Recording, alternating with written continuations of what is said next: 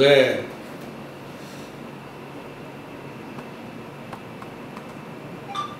saluer et rendre gloire à Dieu pour notre beau pays, la Côte d'Ivoire. Et je voudrais lancer un message de paix à tous les exilés du monde et d'une manière spécifique aux exilés de la Côte d'Ivoire. En tant que président de la coalition des ex-exilés pour la paix et la démocratie en Côte d'Ivoire, je voudrais saluer le digne peuple de Côte d'Ivoire et profiter de cette journée de la paix pour souhaiter la paix à tous ces Ivoiriens, de tout parti que ce soit, de toute confession religieuse que ce soit, et leur dit, comme disait le président Félix Houphouët-Boigny, la paix, ce n'est pas un mot, c'est un comportement. Je voudrais les exhorter à avoir chaque jour que Dieu fait un comportement de paix, à se pardonner mutuellement. Je voudrais souhaiter la paix au premier des Ivoiriens. J'ai nommé son Excellence le président Alassane Ouattara, qui chaque jour que Dieu fait œuvre pour la paix en Côte d'Ivoire. Je ne vais pas citer ce qu'il a fait, mais nous avons vu des preuves, la libération des prisonniers politiques et j'en passe. Mais je voudrais dire à tous ceux qui sont épris de paix que ce jour est un jour mémorable et qu'il faut se surpasser et regarder vers l'avenir. Il faut regarder vers l'émergence de la Côte d'Ivoire. Je voudrais profiter aussi pour réitérer ce que je fais tout le temps.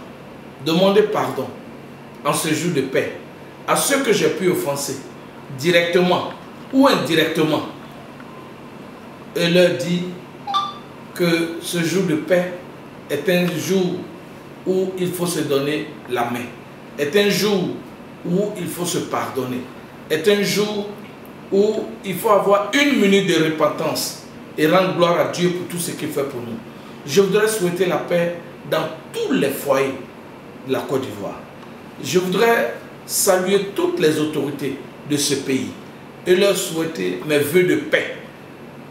Mes vœux de paix et que chacun, où qu'il se trouve, que tu sois à Man, à Blolequin, à Taï, à Bouna, à Korogo, à Ferké, je voudrais te dire que la Côte d'Ivoire est une et indivisible. Nous n'avons pas le droit de faillir. Nous devons nous pardonner. Et ce jour de paix est le meilleur jour pour nous, pour oublier toutes nos maîtrises, pour oublier tout ce que nous avons vécu en mal. Car la Côte d'Ivoire a besoin de paix. La Côte d'Ivoire est un havre de paix. Et je voudrais saluer les mamans de Côte d'Ivoire. Je voudrais vous souhaiter mes vœux de paix.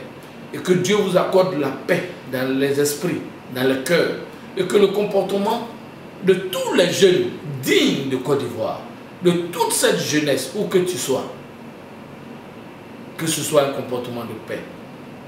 Pour finir, je voudrais dire aux ex-exilés, à ceux qui sont rentrés, à ceux qui continuent de rentrer, et que la culture de la paix est le seul chemin qui mène à la réussite, est le seul chemin qui mène à la reconnaissance de l'État. Je voudrais lancer un appel de paix à tous nos frères qui se trouvent dans le monde, en exil, au Ghana, au Togo, au Bénin, au Tchad, au Cameroun, en France, à Paris, partout, et j'en passe. Je voudrais leur dire que la Côte d'Ivoire vous aime, la Côte d'Ivoire vous exhorte à la paix. Nous vous demandons pardon pour des actes qui ont été posés. Le cheval qui a 4 pattes tombe, ce n'est pas l'homme qui a 2 pieds qui ne peut pas tomber. Donc nous devons nous pardonner. Je voudrais lancer un message de paix à tous les prisonniers, où qu'ils soient, politiques ou pas, civils, militaires, à tous les grands prisonniers, leur dire que la Côte d'Ivoire vous aime. et que la Côte d'Ivoire prie pour vous. La Côte d'Ivoire se souvient de vous et dit que le président Alassane Ouattara, chaque jour que Dieu fait, est à l'écoute de son peuple pour que le bateau ivoire soit un arbre de paix à l'horizon 2020. Je vous remercie.